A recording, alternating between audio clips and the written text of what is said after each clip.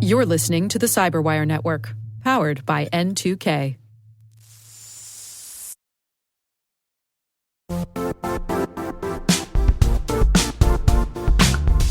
The DMV has established itself as a top-tier player in the global cyber industry. DMV Rising is the premier event for cyber leaders and innovators to engage in meaningful discussions and celebrate the innovation happening in and around the Washington, D.C. area. Join us on Thursday, September 18th to connect with the leading minds shaping our field and experience firsthand why the Washington, D.C. region is the beating heart of cyber innovation. Visit dmvrising.com to secure your spot.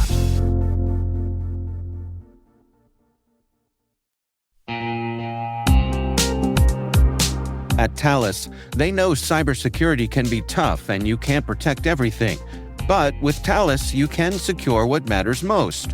With Thales's industry-leading platforms, you can protect critical applications, data, and identities, anywhere and at scale with the highest ROI.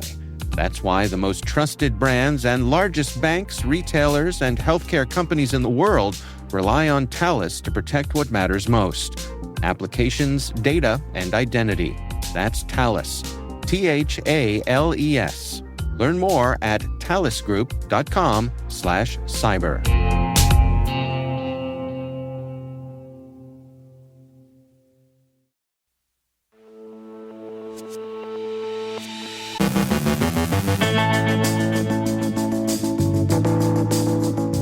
Samsung patches a critical Android 0 day. Microsoft resolves a global Exchange Online outage. CISA reaffirms its commitment to the CVE program. California passes a bill requiring web browsers to let users automatically send opt-out signals.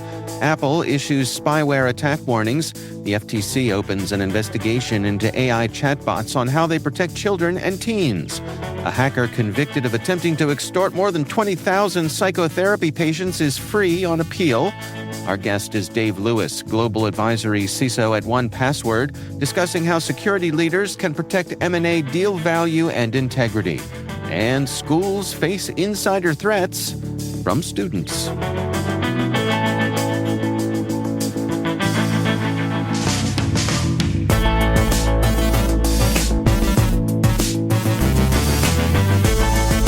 It's Friday, September 12th, 2025. I'm Dave Bittner, and this is your CyberWire Intel Briefing.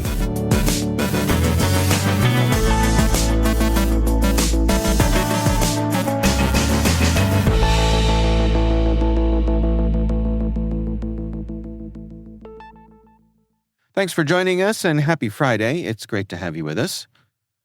Samsung has patched a critical zero-day vulnerability that was actively exploited against its Android devices. The flaw, affecting devices running Android 13 or later, was reported by Meta and WhatsApp on August 13th. It stems from an out-of-bounds write in a closed-source image parsing library from Soft. Attackers could exploit it remotely to execute arbitrary code. Samsung confirmed the bug had been used in the wild, although it's unclear if attacks targeted only WhatsApp users or other messaging apps using the same library. The disclosure follows another WhatsApp patch in late August, where the company fixed a zero-click bug exploited alongside an Apple Zero Day in sophisticated spyware campaigns. Experts urge users to update devices promptly. Microsoft has resolved a global Exchange Online outage that blocked access to emails and calendars for many users. The disruption, which began early Thursday, caused login and server connection issues across Outlook, Teams, and Hotmail. Microsoft traced the problem to a faulty software build that triggered repeated data dismounts and failovers, leading to high CPU usage and message queue backlogs. After applying configuration changes and restoring infrastructure, the company announced service recovery early Friday, though it continues monitoring to ensure stability. CISA has reaffirmed its long-term commitment to the CVE program, a critical global system for cataloging security flaws. After recent uncertainty, CISA confirmed it will fund the program through March 2026 and maintain CVE data as a free, open public good. CISA outlined plans to modernize the program, expand international and multi-sector participation, and ensure transparent, vendor-neutral governance. It also aims to diversify funding and strengthen vulnerability data enrichment through initiatives like Vulnrichment and authorized data publisher capabilities. By incorporating community feedback and exploring automation, AI, and machine learning, CISA hopes to improve the accuracy, timeliness, and scalability of CVE records, ensuring defenders worldwide share a common foundation against cyber threats. California lawmakers have passed a bill requiring web browsers to include a setting that lets users automatically send opt-out signals, stopping third-party data sharing. While the California Consumer Privacy Act already grants this right, most browsers haven't provided the needed functionality. The bill now awaits Governor Gavin Newsom's signature. He vetoed a broader version of it last year. If enacted, browsers must let users enable a universal opt-out request. Privacy advocates say the measure makes exercising digital rights far easier for consumers. Apple has issued multiple spyware attack warnings this year, according to France's CERT-FR, which confirmed at least 4 alerts sent since March. The highly targeted attacks, often using zero-day exploits and requiring no user interaction, focused on journalists, activists, politicians, and other high-profile individuals. Notifications are delivered via email, SMS, and Apple account logins. Apple urges affected users to enable lockdown mode and seek emergency help. Since 2021, Apple has sent such warnings worldwide, covering users in over 150 countries. The Federal Trade Commission has opened an investigation into AI chatbots from 7 companies, including Alphabet, Meta, OpenAI, Snap, Character AI, Instagram, and xAI, focusing on how they protect children and teens. A recent survey found that over 70% of teens use AI companions, with more than half engaging monthly. Experts warn these tools can provide harmful advice, ignore concerning statements, and blur boundaries between fiction and reality.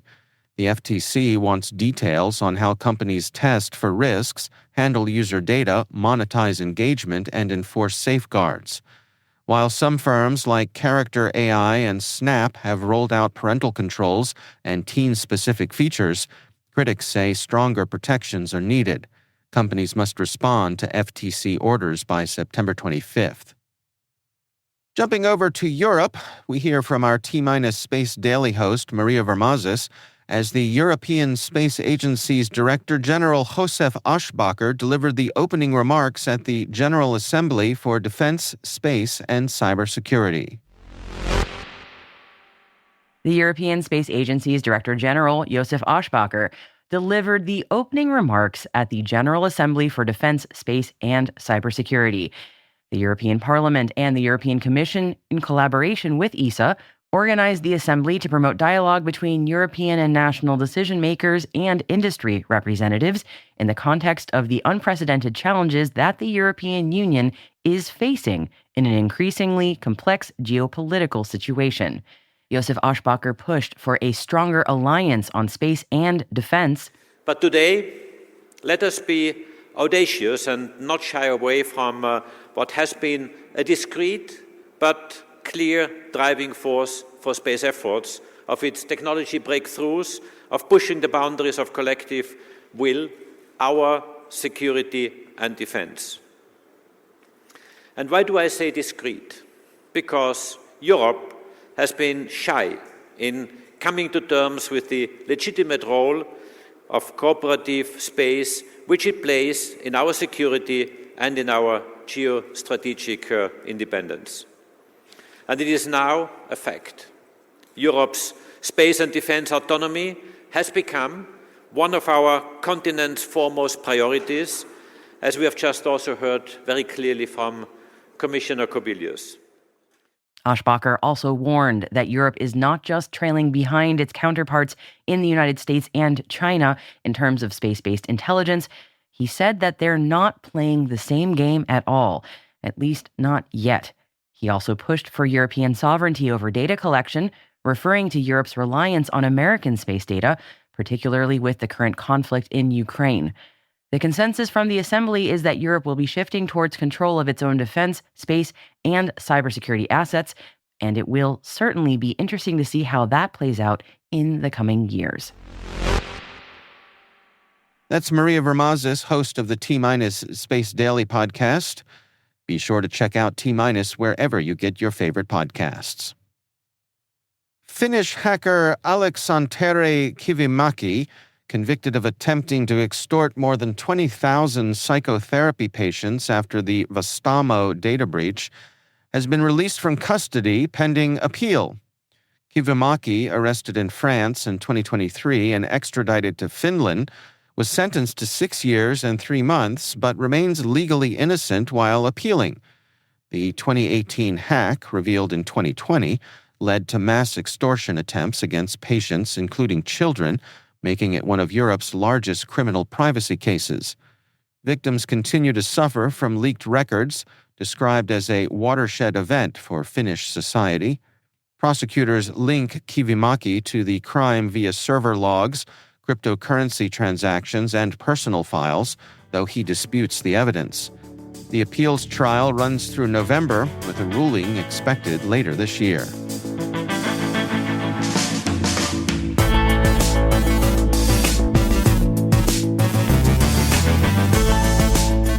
Coming up after the break, my conversation with Dave Lewis from 1Password. We're discussing how security leaders can protect M&A deal value and integrity. And schools face insider threats from students. Stay with us.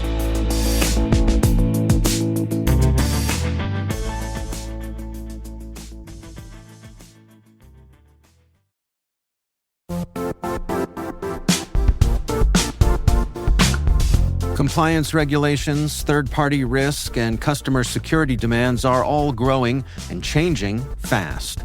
Is your manual GRC program actually slowing you down? If you're thinking there has to be something more efficient than spreadsheets, screenshots, and all those manual processes, you're right. GRC can be so much easier, and it can strengthen your security posture while actually driving revenue for your business. You know, one of the things I really like about Vanta is how it takes the heavy lifting out of your GRC program. Their trust management platform automates those key areas: compliance, internal and third-party risk, and even customer trust, so you're not buried under spreadsheets and endless manual tasks. Vanta really streamlines the way you gather and manage information across your entire business. And this isn't just theoretical. A recent IDC analysis found that compliance teams using Vanta are 129% more productive. It's a pretty impressive number. So what does it mean for you? It means you get back more time and energy to focus on what actually matters, like strengthening your security posture and scaling your business. Vanta, GRC. Just imagine how much easier trust can be. Visit vanta.com/cyber to sign up today for a free demo. That's vanta.com/cyber.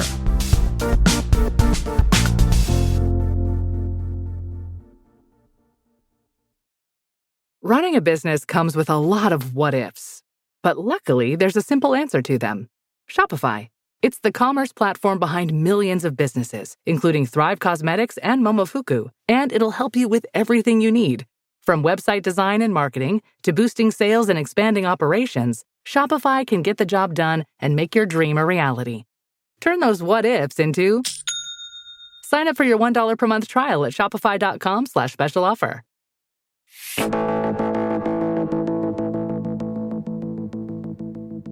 Dave Lewis is Global Advisory CISO at 1Password. We recently got together to discuss how security leaders can protect M&A deal value and integrity. Quite literally, they find themselves in the throes of chaos because usually these events are on a very tight time horizon and they have to make sure that they are getting it through as fast as they can so that they don't run the risk of missing out on the deal or having the deal fall apart for whatever reason. So there tends to be an accelerated timeline, and this really does have a significant impact on cybersecurity because not always is cybersecurity there at the beginning. I've been through a lot of deals over the years where I was brought in after the fact.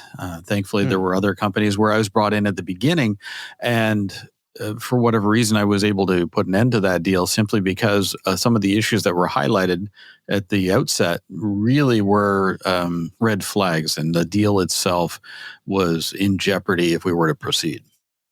What kind of things can be revealed about an organization when you start digging into their cybersecurity posture? Well, it depends on the size of the organization. For a smaller shop, if they don't have anybody that's doing security, it's a bit of a troublesome moment. There was one healthcare company that I met with a couple of years back, and they said that they didn't have anybody as part of their security team. What they did was they got together once a month to talk about security issues over lunch.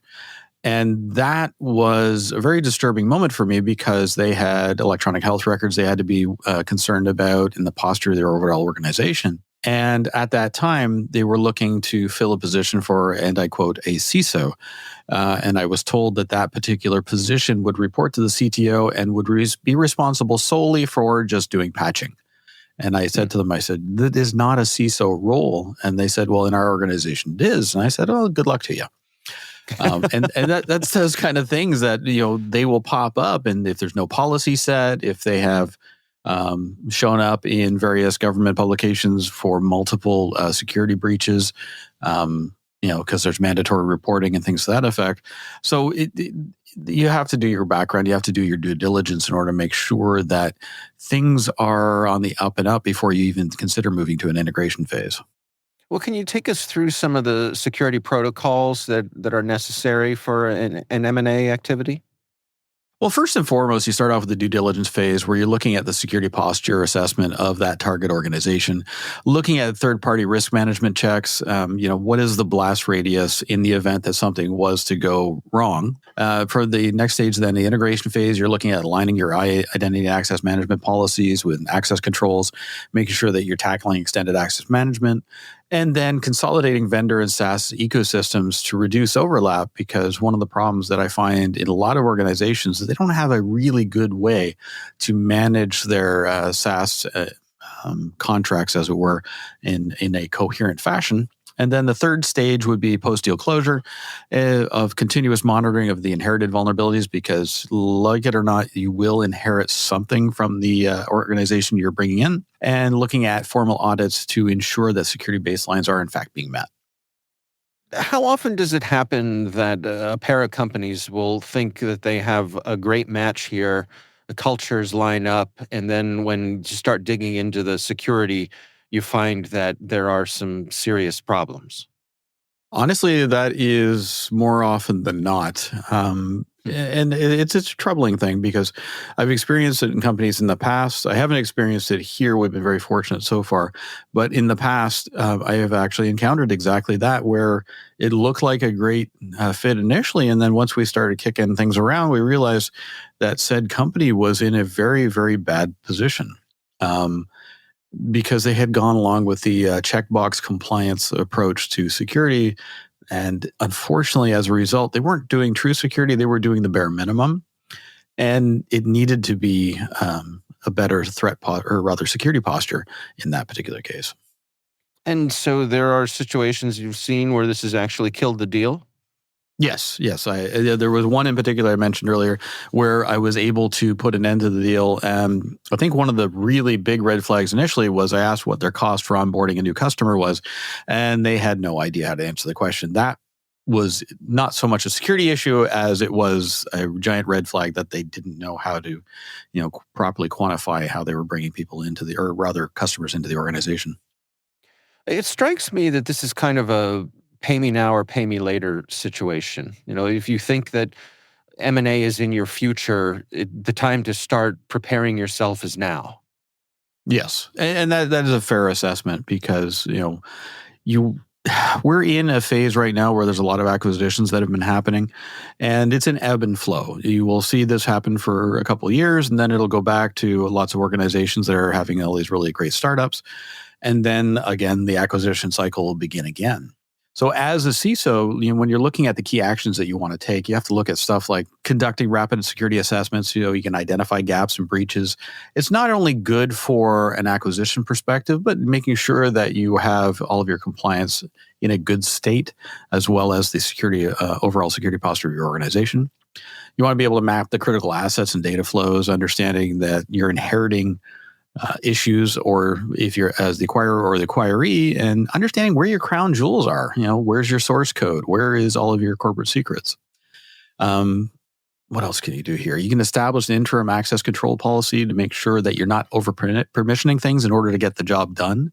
Because I've been in states where we brought in an external organization, and the IT team simply wanted to give them basically the equivalent of any access, if you know the firewall parlance, to just get the job done. And unfortunately, that would have been a massive exposure, because that particular company was located in a country where there are crypto export control issues.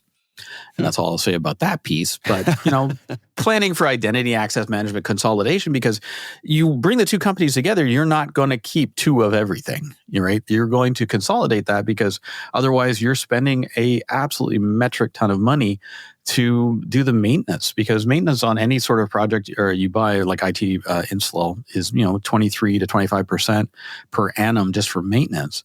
So if you're having two of everything, that's not really going to be a good look. So you want to look at how you can do consolidation in a way that makes sense, and making sure that it aligns to collaboration immediately. What else can you tell you here? Building a cybersecurity integration playbook. Having your team being able to act swiftly once the deal is official, so that you've done all your due diligence, then you have your game plan that's ready to go. And it doesn't have to be overly prescriptive. It just hits on the highlights in order to tackle the problems right out of the gate. And if you're a larger company where you're doing lots of acquisitions, then you can make this as a playbook that you can use over and over again. Well, let's talk about that after the fact situation where the deals are signed, the merger or the acquisition has happened. Everybody breathes a big sigh of relief. Is there a tendency for people to then move on to the next thing and think, oh, well, we're done with that? That does happen on occasion. And there's also the whoops factor that comes into the equation as well. I've seen in organizations where an acquisition was done, everybody was having fun at the welcome party where the two companies came together. And in that particular instance, we noticed that none of the engineers were there from the core team. And it turned out that at no point were they signed up to be part of the transition. So there were no golden handcuffs. So they were able to take their money and leave because they had no obligation to stay, because somebody missed a line in a contract. And so that was a huge exposure there, because you had just had the brain trust walk right out the door. Oh, that's interesting, because that's not an element that I think I would have rolled into the due diligence for cybersecurity, but it absolutely should be. Exactly. If you go back to the tried and true CIA triad, the availability becomes a real issue. The integrity becomes a real issue, because all of a sudden, all your institutional knowledge has just walked out the door. Then all of a sudden, it's like, oh, how are we going to keep these systems running? How are we going to maintain them? Because, I don't think anybody has really good documentation. There's only one company I've ever seen that had stellar documentation, but that was a unicorn. So what are your recommendations then? If a company thinks that M&A is in their future, what sort of foundational things should they be putting in place? Quite honestly, whether or not M&A is part of the situation, they should be looking at this as a way to making sure their security is up to date, because a M&A deal is not just a financial transaction, it's a cybersecurity event. And you want to make sure that you have strong security diligence that will help directly influence the success of the deal. But when you're looking at it from the perspective of protecting your organization, going through those same steps of, the risk assessment, the data flows, access control strategy, and having that integration playbook, all of those pieces, while it may seem it's purpose-driven, if you take a step back and look at it again, it's actually a really good way to make sure that you're in a better security posture for your organization overall. That's Dave Lewis, Global Advisory CISO at 1Password.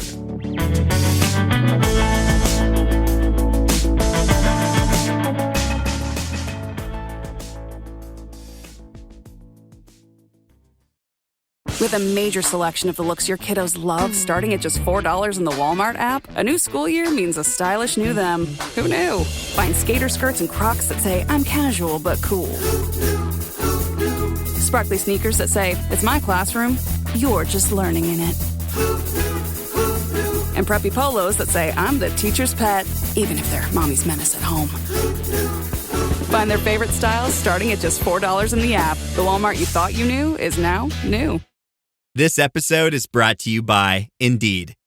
When your computer breaks, you don't wait for it to magically start working again. You fix the problem. So why wait to hire the people your company desperately needs? Use Indeed's sponsored jobs to hire top talent fast. And even better, you only pay for results. There's no need to wait. Speed up your hiring with a $75 sponsored job credit at Indeed.com/podcast. Terms and conditions apply.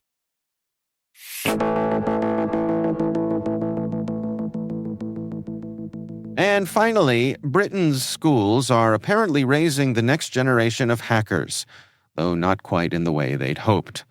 The Information Commissioner's Office says 57% of cyber incidents in education since 2022 have been carried out by children, some barely out of primary school. One 7-year-old even landed on the radar of the National Crime Agency after dabbling in mischief better suited to a Bond villain than a Year 2 pupil. Teenagers, meanwhile, have been breaking into databases of thousands, claiming it's all for practice. The ICO warns teachers not to overlook the insider threat posed by their own students, who are guessing passwords and downloading hacking tools like their cheat codes. Teachers, it seems, might want to lock down their digital gradebooks before their pupils do it for them.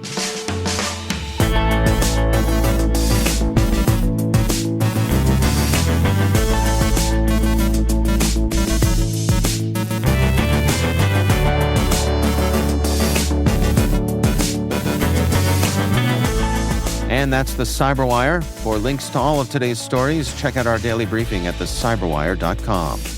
Be sure to check out this weekend's Research Saturday and my conversation with Amanda Rousseau, Principal AI Security Researcher from Stryker. We're discussing their work, The Silent Exfiltration, zero-click agentic AI hack that can leak your Google Drive with one email. That's Research Saturday. Check it out. We'd love to know what you think of this podcast. Your feedback ensures we deliver the insights that keep you a step ahead in the rapidly changing world of cybersecurity. If you like our show, please share a rating and review in your favorite podcast app. Please also fill out the survey in the show notes or send an email to cyberwire@n2k.com. N2K's senior producer is Alice Carruth. Our CyberWire producer is Liz Stokes. We're mixed by Trey Hester with original music by Elliot Peltzman. Our executive producer is Jennifer Iben. Peter Kilpie is our publisher, and I'm Dave Bittner. Thanks for listening. We'll see you back here next week.